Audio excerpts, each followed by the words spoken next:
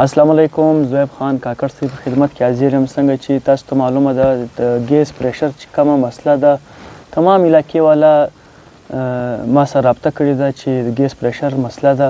نو موږ بار بار ګیس جی ام له ورغلي یو. ګیس جی ام چې دی د کیندیاني بغیره بل یوه خبر نه ده راته کړې چې ګیس به برابر سي، نن به برابر سي، سبا به برابر سي. نو د دې د حل دپاره دا دی چې موږ سبا سهار 10 بجې د نوي کلي اول سټاپ څخه د احتجاج په شکل کې د ګیس دفتر ګیراو کو، پر امن احتجاج کو. پر امن احتجاج زموږ عیني حق هم دی د کلي عمر، کلي تورخان، افغان کالوني، شاکر کالوني، شالکوټ، کوټوال، تمام علاقو چې کوم خلک دي د هغوی څخه دا خواست کوم چې سبا سهار 10 بجې، سبا سهار جمعرات ورځ ده، 18 تاریخ دی، 10 بجې د نوي کلي اول سټاپ ته ځان راورسوئ. روانیږو د احتجاج لپاره. نو د تمام علاقې څخه د کلي عمر، کلي تورخان، افغان کالوني، شاکر کالوني، کم علاقو چې ګیس پریشر مسله ده، هغوی تمام علاقو د ځوانانو څخه، د مشرانو څخه خواست دا کوو چې سبا سهار په دا احتجاج کې له موږ سره ملګري سئ. دا د تمام علاقې مسله ده، یکړه زما د کور مسله نه ده، نه د عنایت خان د کور مسله ده. دا د تمام علاقې په سوو کورونه دي زموږ سره. نوی کلی، ترین شار، سره غوړګۍ، انا وړک، دا ګرد علاقې را سره ملګري دي انشاءالله په دا احتجاج کې. نو له تاسو څخه یو وار بیا خواست کوم چې سبا سهار 10 بجې د نوي کلي اول سټاپ چې کوم سهار بیکري ده، دلته انشاءالله یو ځای کیږو، د احتجاج په شکل کې روانیږو د ګیس دفتر مخ ته، هلته احتجاج کوو.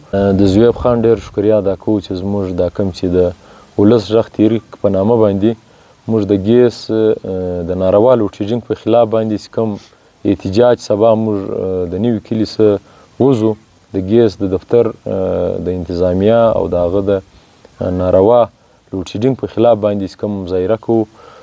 نو د زموږ سره ملګري وکړه، دی زموږ سره په دې کې د کوم چې د کوټوال دی، کلي عمر دی، شاکر کالوني، د افغان کالوني د علاقې نمایندګي کوي. تاسو ته معلومه ده عزیزانو چې نوی کلی، سره غوړګۍ، راغه کلی، ګورګ، هنه وړک، کوټوال، غلجي آباد، ترین شار، زرغون آباد، ټیچر کالوني او دا ګرد علاقه چې ده، دا د ګیس سمیرومه ده. دا د تیرو 5 کالو څخه موږ ته یقین دیانیانې راکوي او کوم چې د ژمي شپې راسي بیا ګیس نه وي. بیا 3-4 میاشتې موږ په ډېر مشکلاتو کې تېرې کړو. د هغه بعده د خلکو د سردونې وسایل نشته چې یا د لرګي بندوبست وکړي، یا د کویلې بندوبست وکړي، یا د ایل پی جي بندوبست وکړي. چونکې دلته د ګیس یو موثره پایپونه لوېدلي دي، لاینونه لوېدلي دي، بقاعده خلک بیلان جمع کوي.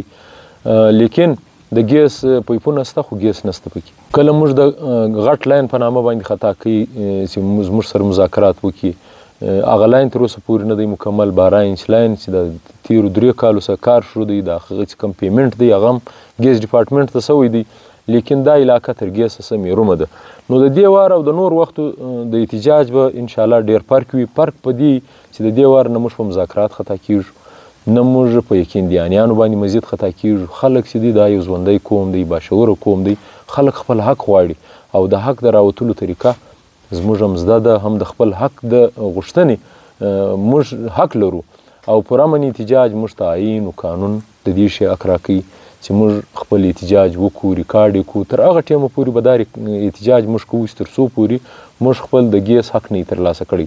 په دې حواله باندې زموږ علاقه دونې په شدید په تکلیف کې ده چې بیخي خلک د ګیس په وجه په ژمي کې سپین ږیري خلک په کورو کې بیماره وي، ناجوړه وي، کوچني هلکان بیماره وي د یخ د وجې، یو بندوبست نه وي. سهار کوچنیانو سکولانو ته ځي، زموږ زنانې، زموږ خویندې مندې ډېرې په تکلیف وي. هغه کوچنیان چې دي ناشته غواړي، د کور د پختن یو بندوبست نه وي، ماښام چې راسي خلک دفترانو ته ځي، کاروبارو ته ځي. نو په دا وجه باندې له دې واره موږ یو داسې احتجاج کوو چې زموږ مستقل حل، پرمننټ حل، عارضي حل نه، موږ پرمننټ حل غواړو. دا د پرمننټ حل دپاره موږ راوځو او تر هغه ټیمه پورې نه ولاړېږو تر څو پورې موږ ته زموږ د ګیس کوم حق دی دا حق یې نه راکړی. لیکن موږ د خپل بنیادي ضرورت دپاره موږ ګیس نه لرو.